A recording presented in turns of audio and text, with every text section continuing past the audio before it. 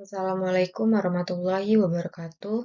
Izin memperkenalkan diri, nama saya Pika Mutika Suri dengan NPM 22755158. Saya dari kelas 5E dengan prodi akuntansi perpajakan.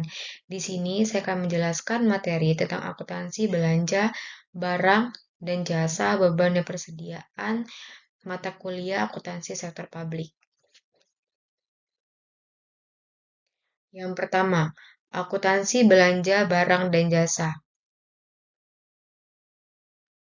Yang dimaksud dengan belanja daerah adalah semua pengeluaran dari rekening kas umum daerah yang mengurangi saldo anggaran lebih dalam periode tahun anggaran bersangkutan yang tidak akan diperoleh pembayarannya kembali oleh pemerintah. Peraturan Nomor 71 Tahun 2010.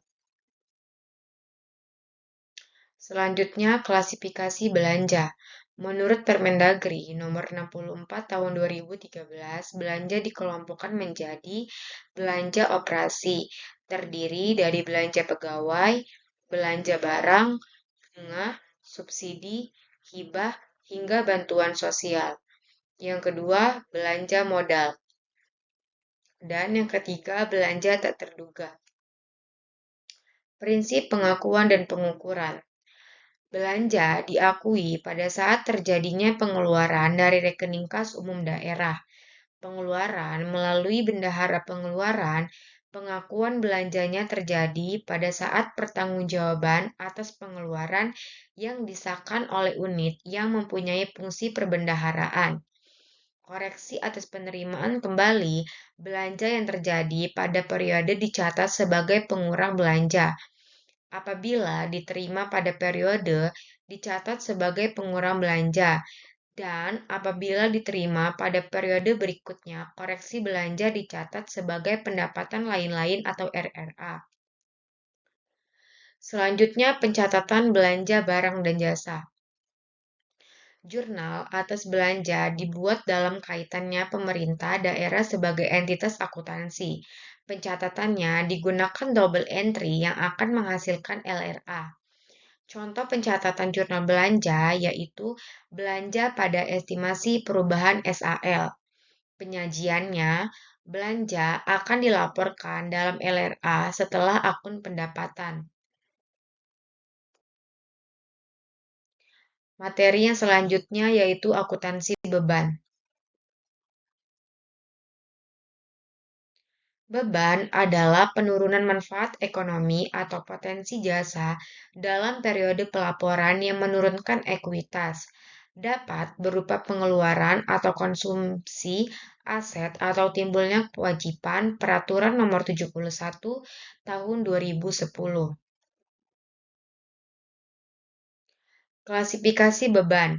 Yang pertama ada beban operasi, terdiri dari beban pegawai, beban barang, beban bunga, beban subsidi, beban hibah, beban bantuan sosial, beban penyusutan aset tetap atau amortisasi, beban penyisian piutang, dan beban lain-lain.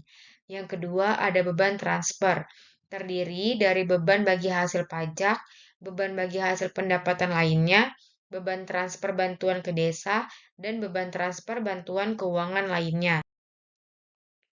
Ketiga, ada beban non-operasional yang sifatnya tidak rutin, terdiri dari defisit penjualan aset non-lancar, defisit penyelesaian kewajiban jangka panjang, defisit dari kegiatan non-operasional lainnya. Selanjutnya, beban luar biasa atau kejadian yang luar biasa. Contohnya, itu tidak bisa diramalkan pada awal tahun anggaran, tidak diharapkan terjadi berulang-ulang, serta kejadiannya di luar kendali pemerintah.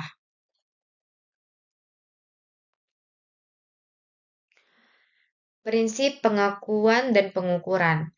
Timbulnya kewajiban adalah saat terjadinya peralihan hak dari pihak lain ke pemerintah diikuti keluarnya kas dari kas umum daerah.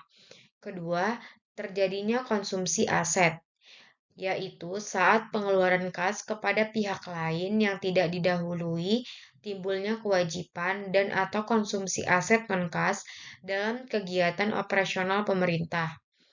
Dan yang ketiga, Terjadinya penurunan manfaat ekonomi atau potensi jasa adalah saat terjadinya penurunan nilai aset sehubung dengan penggunaan aset bersangkutan atau berlalunya waktu. Pencatatan beban. Jurnal atas beban dibuat dalam kaitannya pemerintah daerah sebagai entitas akuntansi. Pencatatannya digunakan double entry yang akan menghasilkan LO dan neraca Pemda. Contoh pencatatan jurnal beban dengan mekanisme GU atau TU di SKPD yaitu belanja pada kas di bendahara pengeluaran, kas di bendahara pengeluaran pada belanja. Contoh pencatatan jurnal beban dengan mekanisme LS di SKPD yaitu beban pada RKPPKD. Penyajiannya yaitu beban akan dilaporkan dalam laporan LO. Dan yang ketiga, akuntansi persediaan. Aset dalam bentuk barang atau perlengkapan supplies yang diperoleh dengan maksud untuk mendukung kegiatan operasional pemerintah atau barang-barang yang dimaksudkan untuk dijual dan atau diserahkan dalam rangka pelayanan kepada masyarakat dalam kurun waktu 12 bulan dari tanggal pelaporan. Prinsip pengakuan dan pengukurannya yaitu persediaan dinilai dengan perhitungan fisik pada akhir periode. Persediaan yang berasal dari pembelian maka dinilai berdasarkan biaya perolehan. Persediaan yang diperoleh dengan memproduksi sendiri maka dinilai berdasarkan biaya standar. Persediaan yang diperoleh dengan cara lain seperti hibah atau rampasan dinilai sebesar nilai wajar. Saldo persediaan tersebut dihitung berdasarkan harga pembelian terakhir. Pencatatan persediaan. Jurnal atas beban dibuat dalam kaitan pemerintah daerah sebagai entitas akuntansi. Pencatatannya digunakan double entry yang akan menghasilkan LO dan neraca Pemda. Contoh pencatatan jurnalnya dengan mekanisme UP yaitu persediaan pada kas di bendahara pengeluaran. Penyajiannya dilaporkan dalam neraca dan diungkapkan dalam CALK. Contoh transaksi. Dibayarkan gaji bulan September 2022 Dinas Pendidikan Kabupaten Anyar Jaya sebesar 600 juta. Mekanisme LS. Pembukuan SKPD jurnal LRA-nya yaitu belanja pegawai sebesar 600 juta pada perubahan SAL sebesar 600 juta. Jurnal LO-nya beban pegawai 600 juta pada RKPPKD 600 juta. Pembukuan PPKD jurnal LO-nya SKPD 600 juta pada kas di kas daerah 600 juta. Contoh transaksi SKPD. Dibeli perlengkapan kantor sebesar 80 juta oleh Dinas Pendidikan, mekanisme UP dan GU. Pembukuan SKPD pada saat pengeluaran kas, jurnal LRA-nya yaitu belanja pegawai 80 juta pada perubahan SAL 80 juta, jurnal LO-nya beban barang 80 juta pada kas di bendahara pengeluaran 80 juta. Pembukuan SKPD pada saat pengajuan SPJ untuk memperoleh GU, jurnal LO-nya kas di bendahara pengeluaran 80 juta pada RKPPKD 80 juta. Pembukuan SKPD, jurnal LO-nya RKPPKD 80 juta pada kas di kas daerah 80 juta. Contoh transaksi yang terakhir yaitu terkait persediaan. Pada akhir tahun 2022, persediaan tersedia 10 juta, sedangkan di neraca saldo nilai persediaannya sebesar 6 juta. Jurnal LO-nya yaitu persediaan 4 juta pada beban persediaan 4 juta. Pada akhir tahun 2022, persediaan yang tersisa yaitu 10 juta, sedangkan di neraca saldo nilai persediaannya yaitu 12 juta.